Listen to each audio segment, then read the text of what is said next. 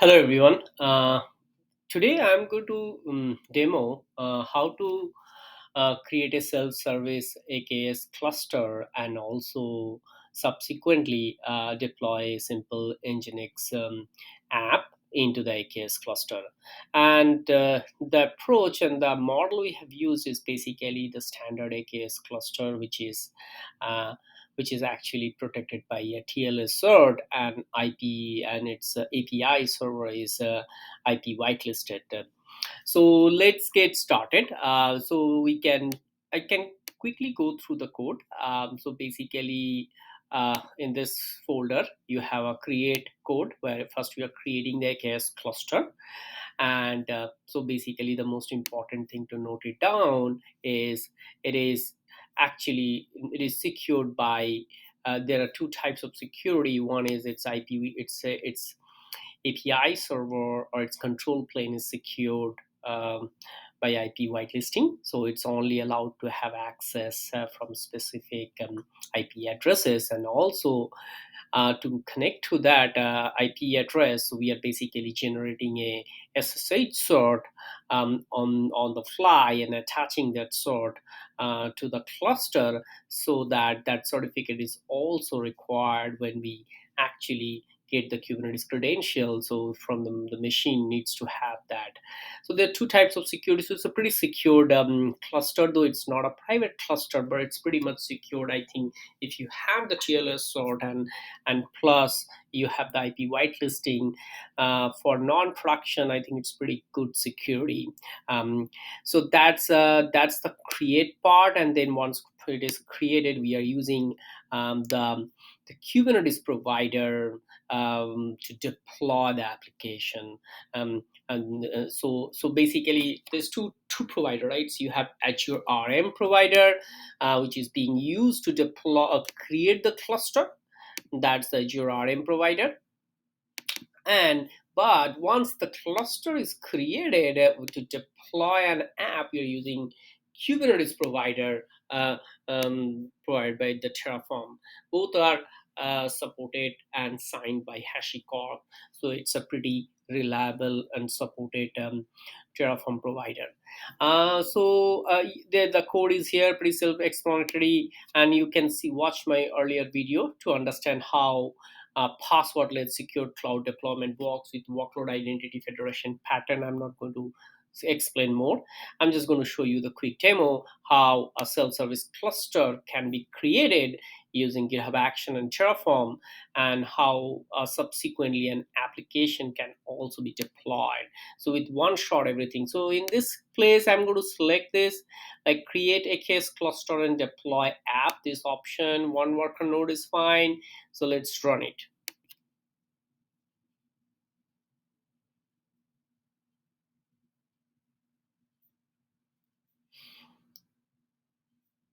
It sometimes takes time. I just refresh the screen. Okay, it came.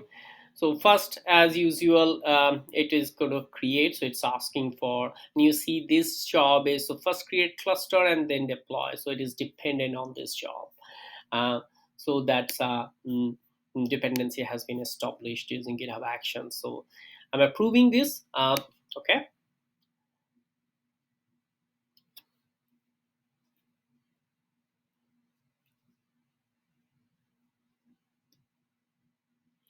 Okay. So it's started.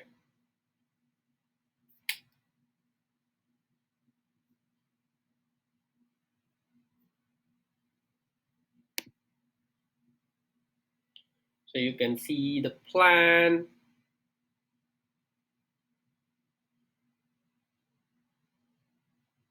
Also, you can see the cost.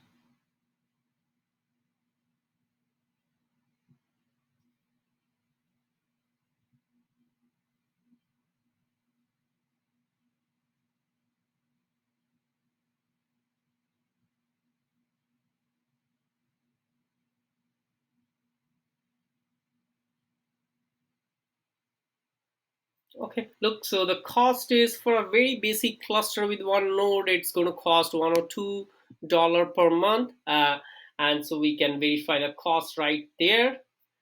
and it's applying. I will go to the summary again so that you can probably see how the seamless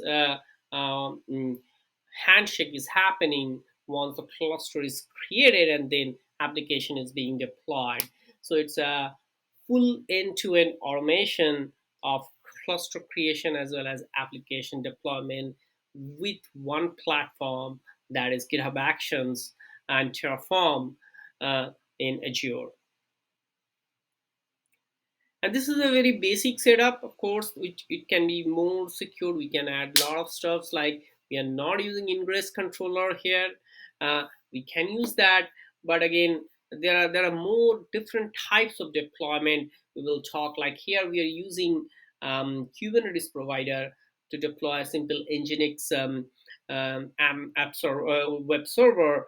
But in the next demo, we will see how we can deploy and build a container and put into GitHub container registry, and you can use that container from the container registry and deploy it into a AKS cluster.